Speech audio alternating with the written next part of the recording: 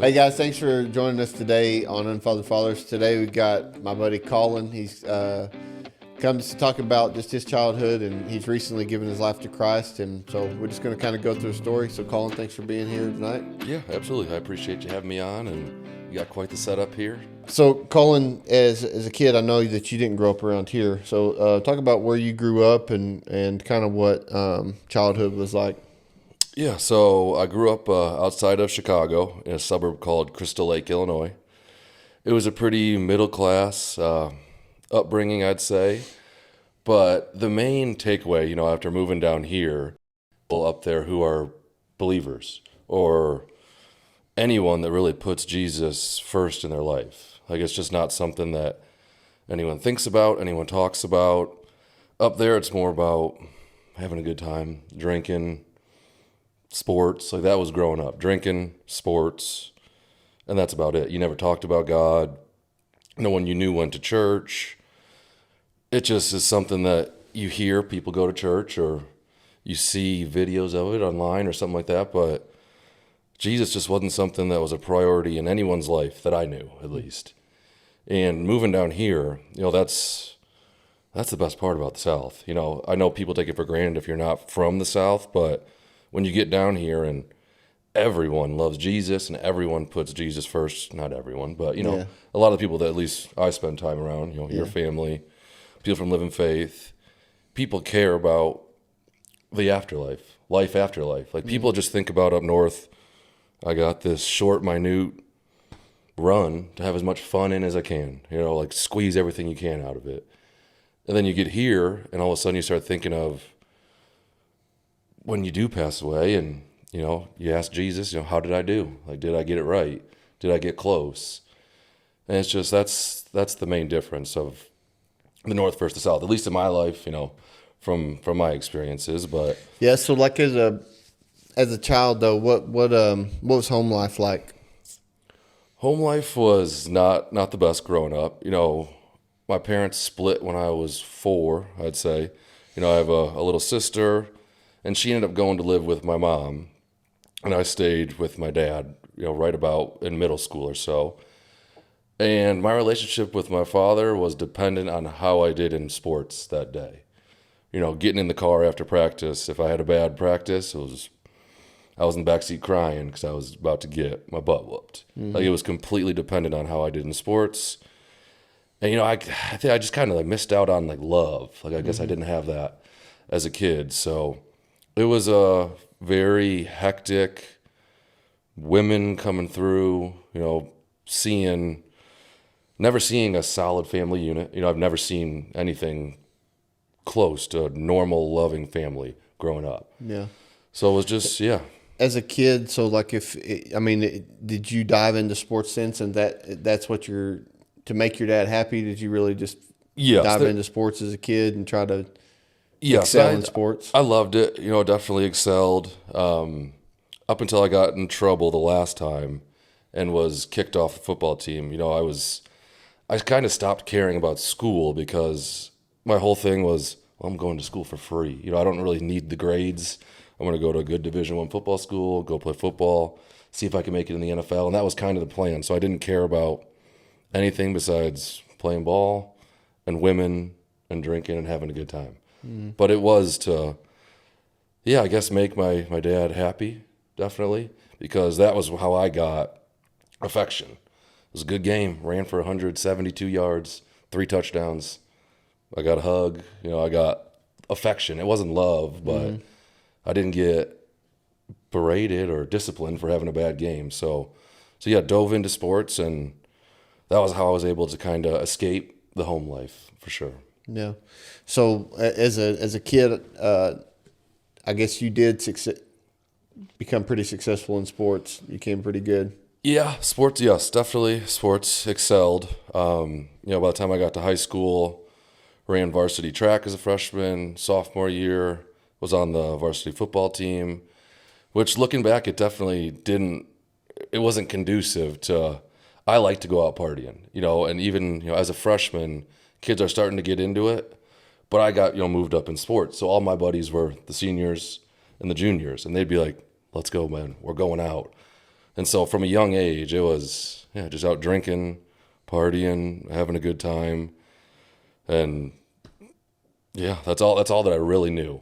That's all. But I knew. you're so like as far as your dad wasn't strict about you ain't going out, or didn't try to keep a rein on you for staying at home, focusing on school or sports. You just As long as I was doing good on the football field, my whole life, that's what it was. It was, even in high school, my teachers were my coaches, the football coaches. Mm-hmm. So I'd go to math class, and my teacher would be like, "Go to the locker room, brother. Go watch film."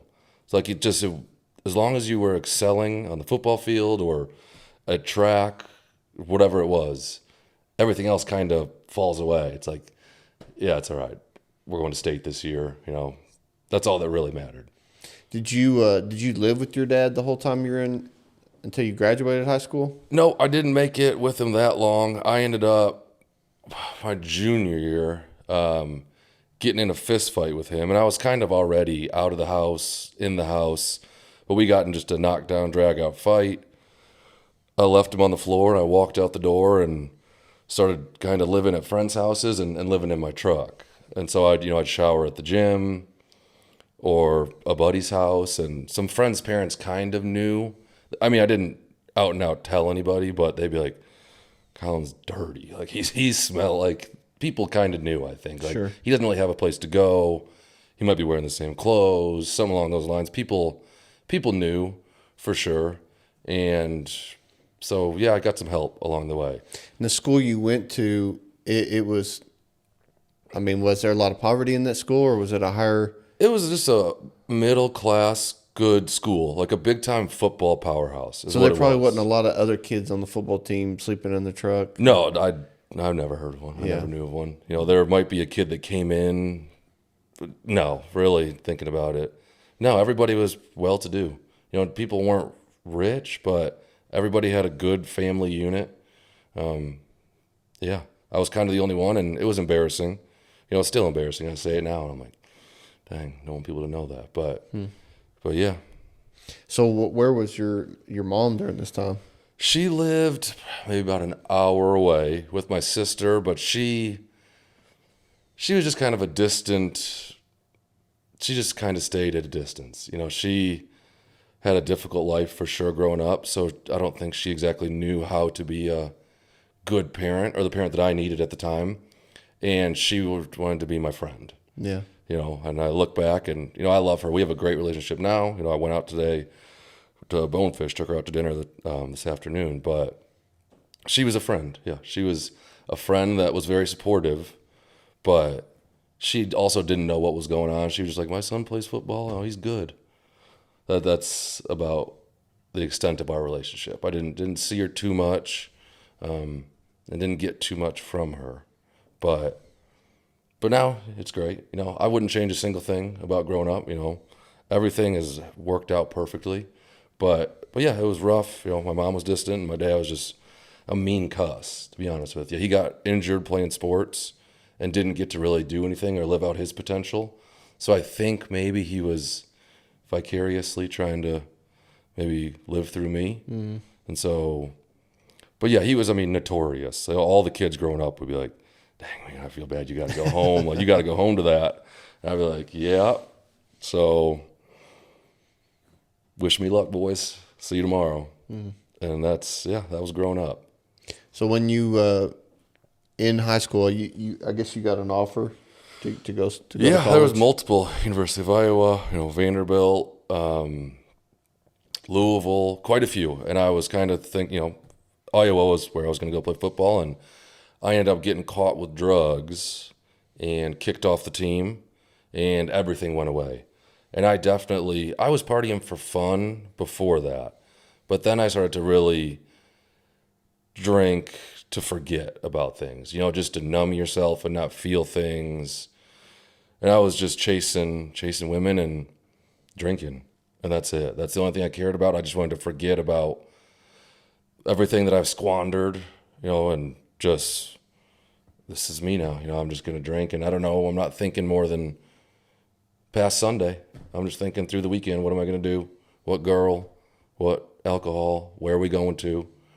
And that's really it. And it was hard. I mean, just kind of going from, kind of being known. Our town, like I said, it was not a small town, but it wasn't anything huge. So people knew the football team, and it was a powerhouse. Crystal Lake South was a very good football program for many years. So all my buddies' friends, all the parents, they were just like, "Oh man, we're so sorry. We thought we were going to get you we thought we were going to go see you playing football on Sundays one day." They'd have me sign footballs, and they'd keep them, because they were like, one day this is going to be worth a lot. And I had, a big head and the big ego going, and all of a sudden, when you lose that, it's kind of your identity, especially, as a young man. Football's the only thing I knew and the only thing I truly excelled at or cared about. And then you lose that, and it's like, well, now what am I? Like, I don't know. I'm not exceptional at anything else. And so yeah. So once you lost the scholarship and you say this, the partying and drinking ramped up? Absolutely. I moved. So I started bouncing at a bar outside of Chicago, and then I actually moved down to the city. And when I moved downtown Chicago, it's not hard to go out partying on a Tuesday and a Wednesday and a Thursday, and then the normal Thursday, Friday, Saturday as always too. So yeah, I really, really started partying, getting after it. But I knew something was wrong. I'm like, this is not what I want. Even I didn't know what I was missing. It took me years to even find Jesus, let alone have a relationship with him. But I knew something was missing.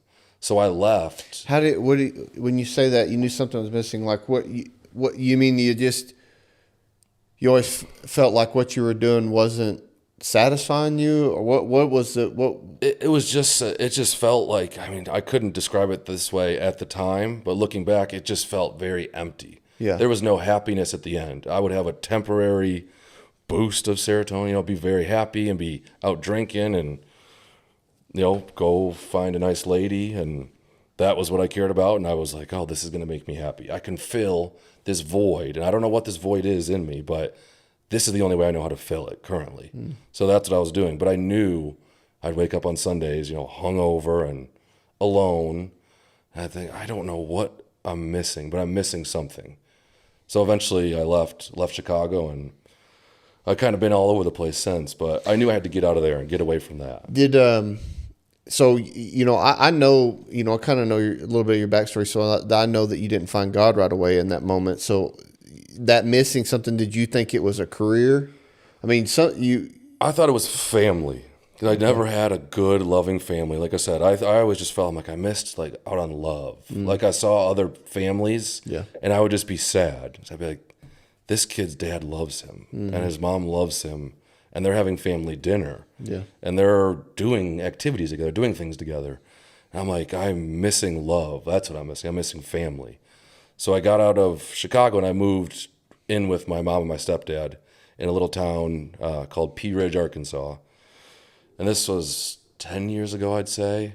But I continued the same cycle, going out drinking, trying to find girls. I'm like, okay, this is still not it. Something's still missing here. So eventually from there, made my way to Dallas for a couple years. Same thing. Kept going, kept partying. Found a good, steady girl and treated her like crap because I was just still drinking and thinking about me and having a big ego and chasing women. And from there, went to Austin, and then it got worse than it's ever been. Then I found cocaine, really found cocaine. And, when you're thinking you're missing something, that happiness, there's a high that comes along with that. Doing cocaine and the people that are around you. And there's, I guess, a preconceived thing where as long as you're successful, and you're good in business, and you can afford it, and you look okay, and you don't have the sunken in cheeks or anything that comes with some other drugs. Like I kind of convinced myself, okay, I'm okay, doing cocaine, drinking, women, because I'm successful, I'm doing well in business, so I'm okay. And there was years of that. Well, hold on, because you went from as a kid having to sleep in your truck, going to school dirty, maybe having the embarrassment, and you dove into trying to make, like, you had a goal, like, I'm gonna be successful, I'm gonna make money. Because I think it's important to know that drive, you had a drive to better yourself. Because I had the same thing. I remember as a kid we had a wall in our house that had mold all over it, and I was so embarrassed of it, and I would clean it and try to, and my mom always had pets. It's the house was nasty, and I was embarrassed of it. And I remember one time when I was cleaning that mold, trying to clean the mold off the wall, I remember telling myself as a kid, I was probably like 9 or 10, I was like, if I'm never going to live like this. And it developed a drive of, and you can easily get focused on that. Like you said, it there for a little while, it makes you feel like, well, if I can accumulate things, if I can get the nice house, if I can get the nice car and the nice clothes and all that stuff, then people will view me, people will like me better, and people want to be around me. And so is that kind of how you? Yeah, and you know what? There's a lot of pros that came out of the way that I grew up. That's one of them. Kids that grow up, I don't condone kids growing up in a bad environment. But man, is there a hunger that you get when all of a sudden you start being successful, then you get a little bit more and you go, wait, I can just outwork people and I can become successful and okay, wait, I can do this. But then you make that your idol. Yeah. And that becomes a falsehood. It is it's another empty one. Yeah. You can always play the numbers game. Yeah. But like I've told you, now I pray and I just say, God, I don't want you to, but if you want to take everything away from me, everything, if it brings me closer to you and it's in your will, go ahead. And before, all I cared about was looking nice, appearing nice, making people think I had even more than I do, trying to hang with a certain crowd. And yeah, it's a false idol that you can put in God's place. And there's so many you can switch out and put in the place of God. But eventually I came to at least the conclusion, I go, okay, finally I found the real idol, the real person that died for my sins and is just a good father. Yeah. Yeah, it's like that game. I don't remember what it is, but I played as a kid where it's got a timer and you got all these little shapes and you got to try to put them in all those spaces. And usually before you can get them all in the spaces, it pops and it just explodes and they all shoot everywhere. Yep. And you got to start all over. And God is the ultimate piece that stays in place. Every other thing, like we're trying to, and when we feel like, man, I almost got it together, it's like it just explodes in our face, and then we realize we're a bigger mess than when we started. Yep. And I've plugged and played different things into that spot. Women, money, success in different avenues. But you're right, there's only one thing that truly fulfills you and fills that void in you. And once you finally feel it, you go, oh my gosh, I had a free father the whole time I could have been talking to. Yeah. And, now I think like I work out like God's watching and I work like God's watching and do everything like God's watching because he is in my head. I want to make him proud. And that it translates into everything. You work a little harder. You do a little better. You do the right thing because before you thought no one was watching and you get away with something.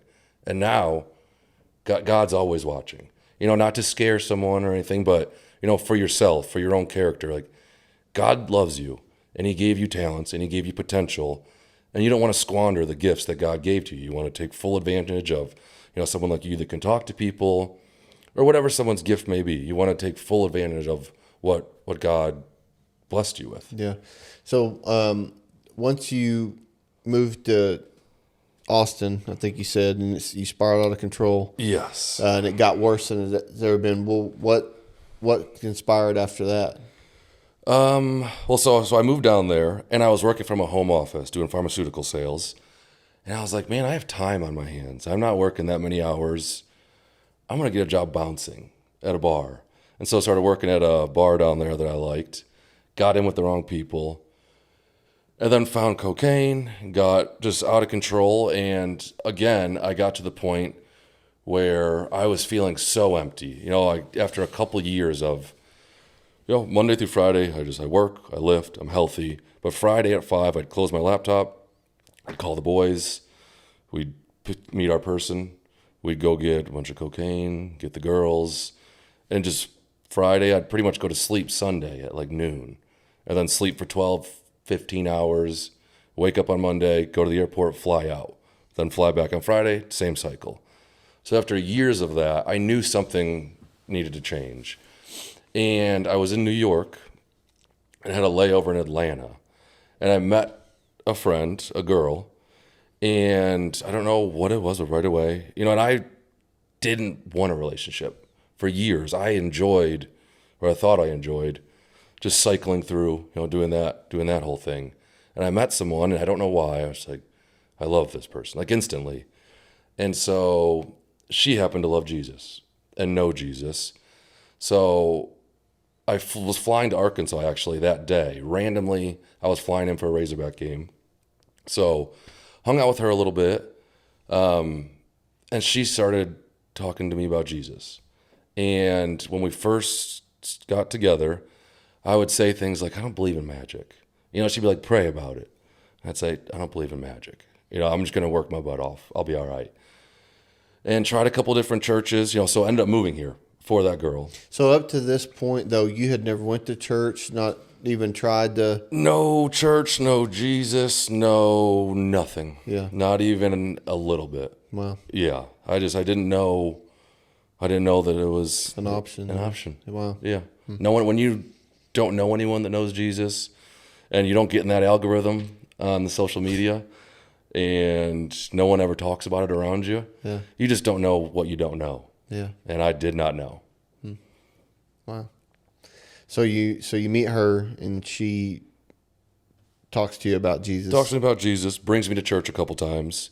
And I was going to not our church, a different church. And I was like, I don't know. I'm not feeling it. I don't know what it is I'm missing, but I'm not getting what these people are getting, obviously. And then one Easter, switched over and tried a new church. This little place called Living Faith Church in Fayetteville, Arkansas. Shout out Pastor Steve. Yeah. And I walked in there, and I don't know what it was, but I didn't know what I was feeling, but I felt Jesus. And even when I first started going there, I didn't want to talk to anyone, I wouldn't. Oh, yeah. I remember. Matter of fact, Steve had pulled me aside and he said, hey, there's this guy, Colin. And at this time, you came a couple times. Mm-hmm. I don't think I was maybe there the first Sunday that you were there. I don't know. But anyway, he had come up to me. He's like, man, I'd really like you to meet him, try to connect with him. And I remember one Sunday seeing you, and I thought, well, when church is over, I'll go say hi. And I mean, I don't think church was even over, and you was already making your way out. And you carried that for a couple weeks, and I noticed it, and I was like, you know what? I'm just going to give him his time. I'm not going to. I would go in there. I would cry the whole time. Really? I would cry my butt off, and I was too embarrassed to go up for the altar calls. But I would just go in there, and I would just close my eyes and be like, God, help me with these addictions, because I'm addicted to things, and it is not bringing me closer to you. And I barely knew how to talk to him at the time, but I was still crying out, like, Jesus, help me. Yeah. Bring me closer to you. Make me stronger to block out the enemy, because I am failing every Saturday, every Friday. And I was rolling into church. I bet a lot of people, when they first came near me, they were like, does someone have whiskey in the church? Because that was my breath. I mean, I reeked of booze. But I kept coming, and I didn't want to talk to anyone because I was just embarrassed. I'm like, my eyes are puffy. I'm hungover. I bet I smell like booze, but I'm being called here. I don't know why I'm being called here, but I'm being called to come back every Sunday. So, yeah, that's when I first started to. That's cool because, you're living out the scripture where it says to come as you are. I mean, you literally come and hung over, not Still letting that hinder you from coming. I think that's pretty awesome. So I never really got to the few times that you came to Living Faith. I didn't get to connect with you, and you had messaged me on Facebook, and I guess you had heard me talk a little bit about my testimony, about my addictions and struggles, and yes, one Sunday you went up and you were talking about how you were out partying and you used to drink and you weren't living for the Lord, and you were just describing a lifestyle that I was currently living. Yeah. And then you talked about how you had found God, and how you'd even, I think this Sunday you said you'd almost gone back to drinking. Yeah. So that you weren't, when people go up there, and I love someone that's, great in their walk with God, but I relate more to something along those lines where you're like, I still struggle. I've been walking with God and being a good Christian for, however long, 15 years at this time. Yeah. But you had talked about how you still struggle. Yeah. And I was like, okay, God, I don't know what this is. And then you randomly popped up on Facebook. I'm like, that's the guy. That's that big guy. That's that big tan guy that was up there. So yeah, I messaged you and I just said, hey, buddy, I want to quit drinking. I don't know what it is, or I don't know how I'm supposed to do it, but how'd you do it? Like, I blatantly just asked you, how'd you quit drinking? You seem like you used to have the lifestyle I'm currently in. You're where I want to be. And that's how, we first connected. Yeah. And so, now you've been on a journey getting closer to God. Has it been a year?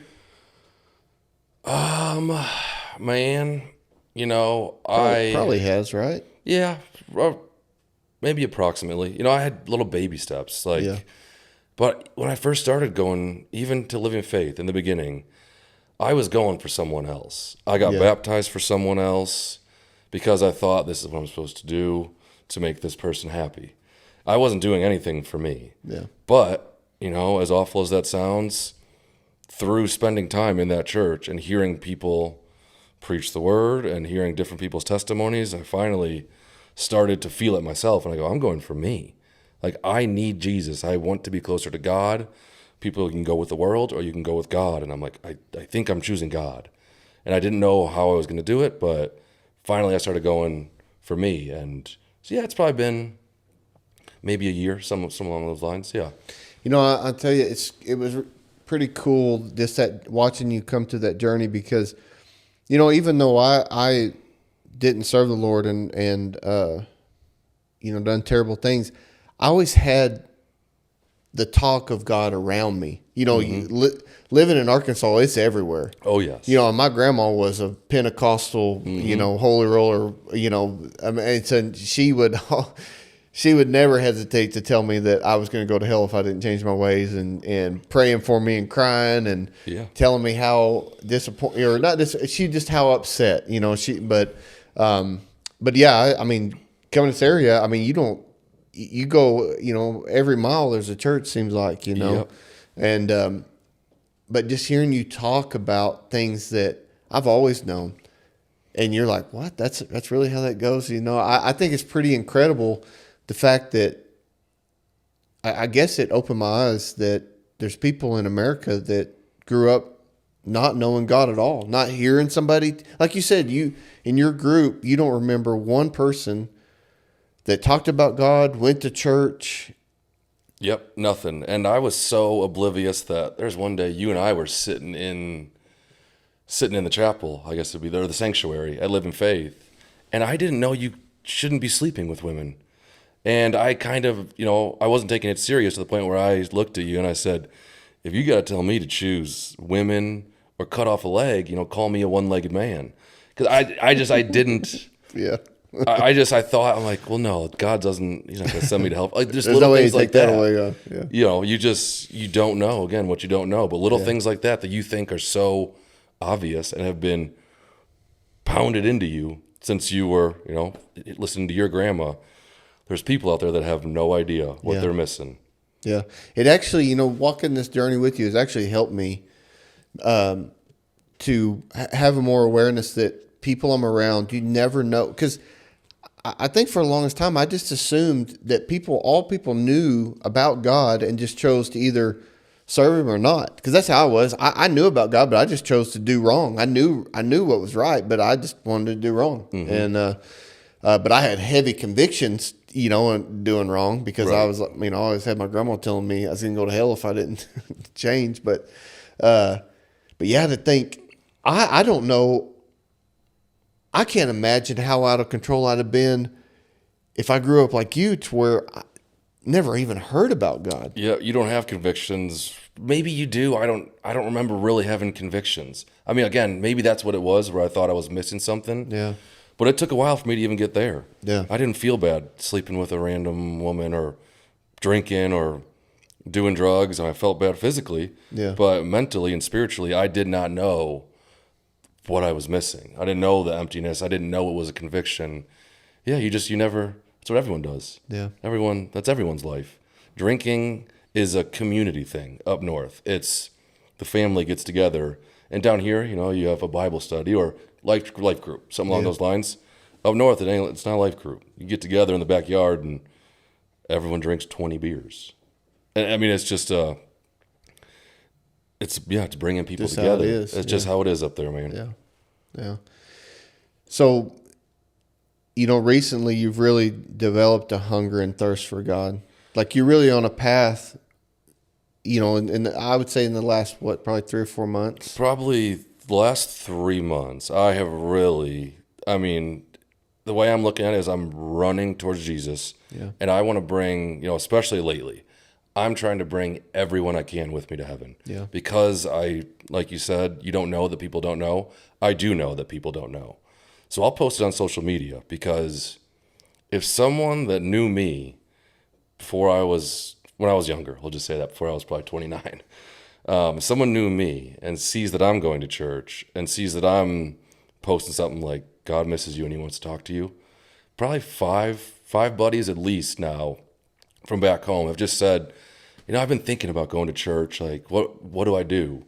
Or, one buddy I ran into like 2 weeks ago that I met in Dallas, he was trying to say, I don't really know what denomination I am, and I got to ask my parents. I'm like, no, you do not. Like, get in the car with me and come to church. Like, I want you to know Jesus, because how selfish am I if I don't tell everyone I know? Yeah. And there's one person I miss, and, God willing, hopefully I get into heaven. But if I don't bring everyone I can with me, like that's one thing I guess maybe I have, I'm called to do, just tell people about Jesus and what he does in your life. And I can't prove it to you on a piece of paper out of a textbook, but I can show you what my life was like without Jesus, and I can tell you what my life is with Jesus. And if you see the difference, and you knew me then and you know me now, like, okay, something happened, something has changed in that man's life. Yeah. Yeah, and the encouraging thing, you've had your struggles with trying to live for God and have your setbacks and trying to do good and then messing up and feeling guilty, but you've thankfully, Jesus says he was challenged on how many times that we should forgive how many times we should forgive our brothers, and he said 7 times 70, and in one day. And what Jesus, I think, was letting us know is that he's willing to be there through all our screw-ups and our setbacks, and he's willing to forgive us as long as we keep our face towards him. Mm-hmm. Obviously, we can't live life going, well, I can sin and Jesus is going to forgive me and it'll be okay. We have to develop a lifestyle of repentance to where we love Jesus Christ so much, and we want to be the man or the woman of God that he's created us to be, that we want to constantly be turning away from the man or the woman that displeases God, to create that lifestyle that God wants. Because, what I've realized is that each one of us were created specifically for a purpose. Like, even when you were up in Chicago and with the lifestyle that you had and how you grew up as a child, God knew. God knew you. He knew your parents. He created each of y'all individually with a plan. Now it's up to us if we jump on that plan or not. But you were created for a specific purpose, and now you're just now getting into that path that you were created for. Because before that, with all that emptiness, because you were living an imposter's life. You were living a life that you were not created to live.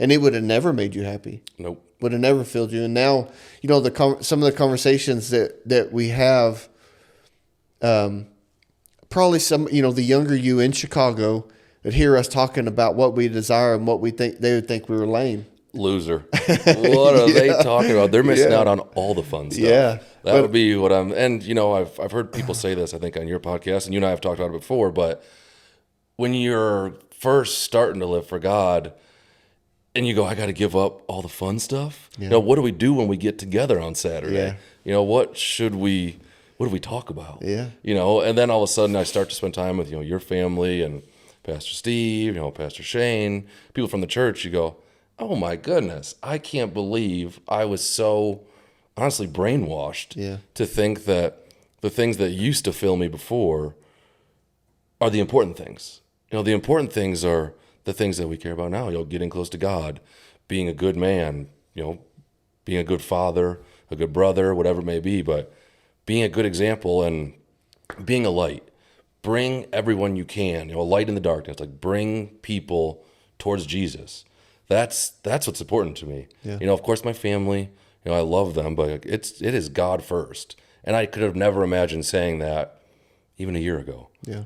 God before my family, my wife, my children. But finally you get to that point where you're like, okay, God, like use me, like help me to be a better man so that I can come into all these things that you have planned for me. Yeah. And I'm so happy all the bad things happened in my life. Yeah. Because now I can talk like this to some guy out there or some girl or whoever it may be, and they are in that place. Yeah. You remember, I think it was it might have been on a Sunday, either Saturday or Sunday, but I think it was on Sunday because I think we went to church that Sunday morning and you come over, we were going to watch football. Mm-hmm. And the weather was beautiful, and we were outside running routes with the kids, throwing the ball. Yep. And, we just came in, watched the game that night. But, we talked about that day, and we both agreed that far outweighs. It was just, there was just so much joy in that day, right? And that's just a desire. I think you're developing the same desire that I have. I absolutely love being a father. I love being a husband. I love my family. I love the fact that I have 6 kids. Rub it in. Yeah. Rubbing it in. I love it. But I mean, it's, when I was younger, that's not what I thought an amazing life was. What riches were. What riches you have now. That's right. In comparison to what you thought were riches. That's right. Riches are, like I said, like, God, bring me closer to you, or take everything if you want to. All I really desire is a good family that I lead towards Jesus. And the other stuff, if it comes, it comes. Yeah. Whatever. I want to be close to God with the people that I love. Yeah. That's riches. You're the richest man I know. You have a beautiful family and everyone loves Jesus in your family. Your wife follows you towards Jesus and your kids are amazing. You guys are in the church, part of the church community. That's riches now to me. Yeah. And I can't imagine ever thinking that way. But again, I was just lost, brainwashed, and never knew what I didn't know. Yeah. Yeah, it's I was the same way though. I remember when I was young thinking that Christians were so lame and boring. Yep. And just no life. They had, I'm like, they do that because they have no idea they've never had a good time, so they don't even know what they're missing. They don't know what they're missing out on. Exactly. And then, and then in that same sense, to go home and so depressed that didn't want to live. And, because it's not that bad. When you're in that lifestyle, if I'm honest, when everybody's around and you're partying and you're having a good time, I mean, you are having a good time. But when everybody goes away, for me, when everybody went away and I was at home trying to go to sleep by myself, that's when I was the most tortured because the emptiness, the realness of the emptiness set in and it didn't make sense. I was like, man, I just had a great time and now I'm like so depressed. Yep. I'm like, I don't even want to live. Very high to Sundays were mine too. Sundays when I'd come down, it's Sunday at about 6 a.m. and I'd leave whoever's house I was at or whatever party I was at, then yes, the emptiness sets in. You're like, I'm alone. This was such a unfulfilling thing I just did over the week. Like, why am I still doing this? Yeah. Why do I keep doing this cyclical thing where I'm hungover on Sundays and just recovering and so low, where I'm like, I don't deserve anything. I don't deserve to live. Yeah. Like, I'm miserable. But you don't really have the convictions, or you just don't know which way to go. Like, point me which way to go. I don't know what to do. How do I get out of this place that I'm in? And then it's Friday again. You go, well, I'm going to get out of it by doing the same old thing I always do. Yeah. And then finally, maybe someone brings you to Jesus, or maybe someone brings you to church with them, or someone just says out loud, life is good and God is good, and whatever it may be. And you go like, huh. It just takes a little breadcrumb, a little something, and you can get started on the right path. Yeah. But yeah, it's empty. Yeah, Sundays, and it's an empty life living like that. That's for sure. Yeah, and thank God that he got your attention. Because my mom never. I don't know if she ever got out of that mindset of the good time. She couldn't. She tried a few times through my life to live for God, and there was some times where she really done well, cleaned herself up, had a good job, and going to church. But that lifestyle would just always pull her back. Something wouldn't go right, or and it's almost like the world just collapsed on her, and she just couldn't. She had to go back to the comforts that she knew.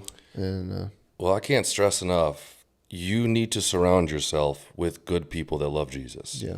There is no substitute for calling your buddy. You and I probably talk 2-3 times a week. We probably do a podcast randomly all the time during the week, just talking about Jesus and being a good man and living for God. But when I first moved here, I kept in contact with the people that I used to party with, and they'd send me videos, and I'd fly down there every once in a while, or I'd meet them in Chicago or whatever it might have been.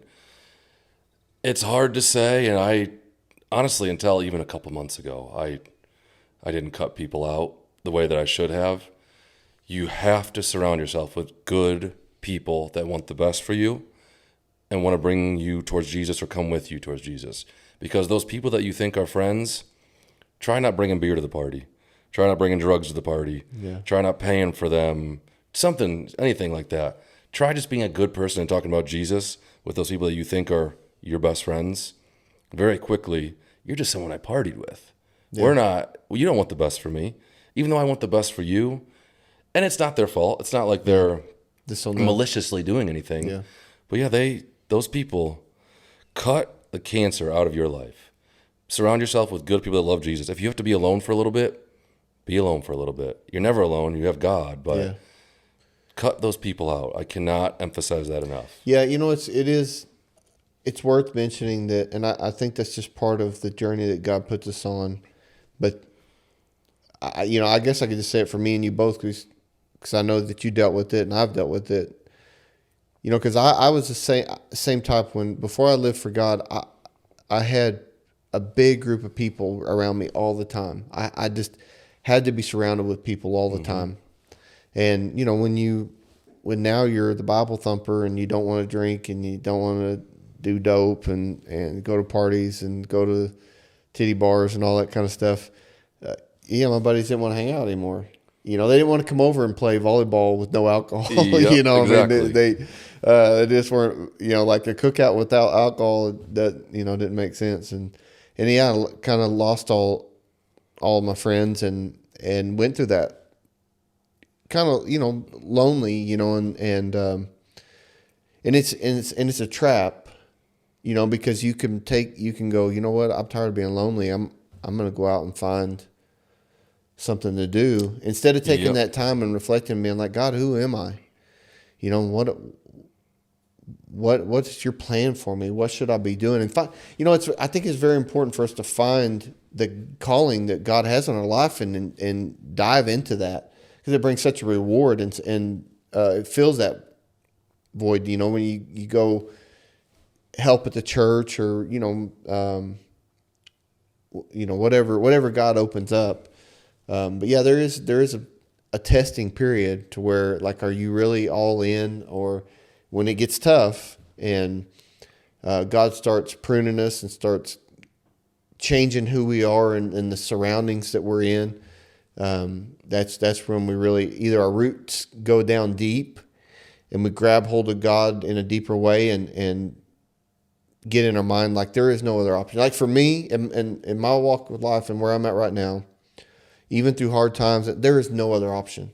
I want to serve the Lord. There's nothing in this world that entices me to where I would want to walk away from the Lord. There's nothing in this world worth it. And I desire God as soon as I wake up, through my entire day, is when I go to bed. I'm talking to the Lord. I'm asking Him, like, am I doing good? Like, what else can I be doing, God? Right. And because I want to walk in the presence of God all the time, because that's the greatest place that I've ever been, is when I'm close to the Lord. Absolutely. And if there's anyone that's not there yet, because I know a lot of people are, that transition period you're talking about. Yeah. My best advice is, I got it from you. I wake up, and before my feet touch the ground, before I even touch my Bible, I go, okay, God, direct me today. Like, lead me wherever you want me to go, but talk to God when you wake up. Yeah. Put on the armor of God, read the Bible before you get rolling for the day. Mm-hmm. Because if you're just praying before bed or thinking about God intermittently here and there, it's not easy when you're in that transition, and it's hard and you're lonely, and it's very easy to go back to the old ways and like, I'm just going to go to the bar. It's easy to make friends there. I'm lonely. Talk to God as much as you can. Read the Bible when you wake up. Pray when you go to bed. If you wake up in the middle of the night, say a prayer. You have to force it, in those hard times. And I don't know, maybe people don't agree with that. For me, at least. Sure. You have to force it. There's times where I don't want to pray, but I go, the reason I don't want to pray is because someone doesn't want me to pray. Yeah. The enemy doesn't want me to pray. That's why I Sure. don't feel like praying. So I'm not letting him get a hold of me. So put God in the middle of everything you're doing, all that you can, if there's anyone in that transition period, because it's hard, Yeah. lonely. Well, it's just like working out. I don't just go, yes, it's leg day. Right. And like, I can't wait to feel the pain. And Yes. But it's just, serving the Lord. Sometimes there is time, it starts off like reading the Bible. When I first started reading the Bible, I hate reading. I'm not a good reader. My wife kind of makes fun of me that she can read like a chapter by the time I flick one page. Right. I'm really slow. And and two, when I first started reading the Bible, I would read it, and it was like it might as well have been written in a different language. Yes, I would here. shut it, and I'm like, I have no idea. And it was discouraging. I was like, I just spent this time. I'm trying. I read this Bible, and I have no idea what it's talking about. It don't make no sense to me. Mm-hmm. But I was like, God, I want to show you that I know that you said the word is the sword, and it's how I fight against Satan and his attacks. And so I would get up the next morning, and before I'd done anything, I'd get the word out and I would read it. And I'd done that for probably about a month. And just one day I woke up, and it was like a hunger. Like I truly was hungry for something to eat, but it was for the word of God. And that morning when I got down, I just almost like I couldn't put it down. And I started realizing I had memorized parts of the word that I didn't, and I started being able to use God's scripture to fight against the attacks of the enemy, and started developing a relationship with Jesus Christ through His word. And it was like God was starting to talk to me through His word. And so it's like in the gym when you go, and the first day you're so sore, especially when the first day you ever do legs, Mm-hmm. you can't hardly get in your truck, you can't get out of your truck, you can't hardly walk up the steps. You know what I mean? You're like, this sucks. This is hard. I don't know why anybody would do this. And you don't see results right away, but you have to go, you go again. And eventually people start going, dang, dude, what do you, Exactly. You've been working out? You're Right. like, what? Yeah. And you get hooked, and then you desire to work out because you see the results.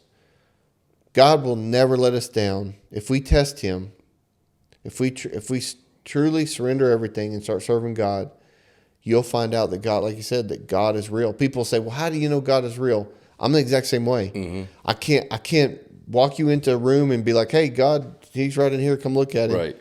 But I can say, I know who I was before I started serving the Lord, and I know how I think and how I am now. And God has to be real, because there's no way, as terrible as I was, there's no way in the way I thought, there's no way I could become the man I am today and think the way that I do without God. Because on my own, I would have just got worse, Yep. Yeah. I was making no real leaps or no advances in any good measure. Yeah. Money-wise, yes. But again, does that really matter in the end? No. Yeah. But as soon as I injected God into my life and really did it for me, not just praying because I was seeing somebody that wanted me to pray and not going to get baptized because I'm seeing someone I want to make them happy. You're not getting anything out of it because you're not truly pouring into it. Yeah. You're a very surface level Christian, not even lukewarm. Yeah. You're doing this for the appearance. But yeah, as soon as you truly give yourself to Jesus and you're like, okay, God, what do you want for my life? Yeah. How do I get closer to you? Does this bring me closer to you? How do I bring other people with me towards you? When those are the things that you truly feel on the inside and you're not faking it, buddy, the changes, just in the way that I think. Man, I used to curse so much. I cursed in church, when I was initially going in there. Little stuff like that I just never even thought of. All the things that change, and they're small and you don't see them at the time. But when I look back, even a couple months, I just go, oh my goodness, I cannot believe I thought that was acceptable, or I would think that way, or just, certain things would cross my mind, or it was just, you become a different person, and can't open up a textbook and prove to you that he's here and real in my life. But man, look at me at this point and look at me now. And let me talk to you about God. Let me tell him what he did for me. And let's run towards Jesus together. Yeah. Amen. Yep. Well, Colin, man, I appreciate you coming on and just sharing your testimony. I hope that it reaches people that grew up like you did, that wasn't in the Bible Belt, that don't even know about God. Hopefully God will take this and send this out to people that just, grew up just like you did and see God's just started. You've just surrendered your life to God, and God is just starting, and man, he's already doing amazing things in your life and bringing people and you getting the opportunity to talk to your family and be a witness to your family. And it's just, it's incredible, man. I'm proud of you. I appreciate it, man. It's, my only thing I can say is, God is good. And if you're out there and just you hear this and you get an inkling of like, what is he talking about? Do everything like God is watching. Just try to get closer to God. If you know God a little more each day and you get a little closer to God each day, that was a good day. Yeah. That was a win. Just inch closer, and it's going to be lonely and it's going to be hard, but lean into God. Talk to him like he's a free father, because you have a free father. Yeah. There's people like me that didn't have good dads. And there's people wasting. You have a free dad that loves you. Yeah. No matter what you do, he loves you and he wants the best for you. Lean into him. Work as hard as you can at getting close to Jesus, because I promise you, the other stuff is empty.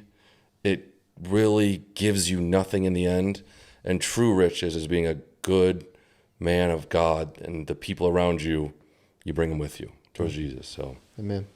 So guys, thanks for watching. And maybe that's you. Maybe you grew up in an environment to where God just wasn't something that was common, that was talked about. And maybe it was just like Colin said, you would maybe it'd be something you'd see on a movie or on social media, somebody talking about, but never really had anybody around you or got to experience what people that truly serve God look like. So I would encourage you, like Colin said, just give God a try.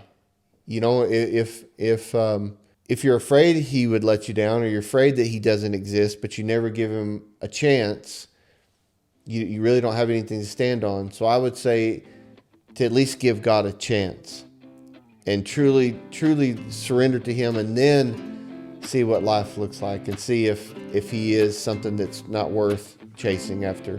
Hey guys, thanks for watching our episode with Colin. On our next episode, we're going to be talking with Peggy Dennis, and her story is one of extreme tragedy, but it's also a story of restoration. And remember, the quickest way to become an idiot is to hang out with idiots, and you'll quickly become one.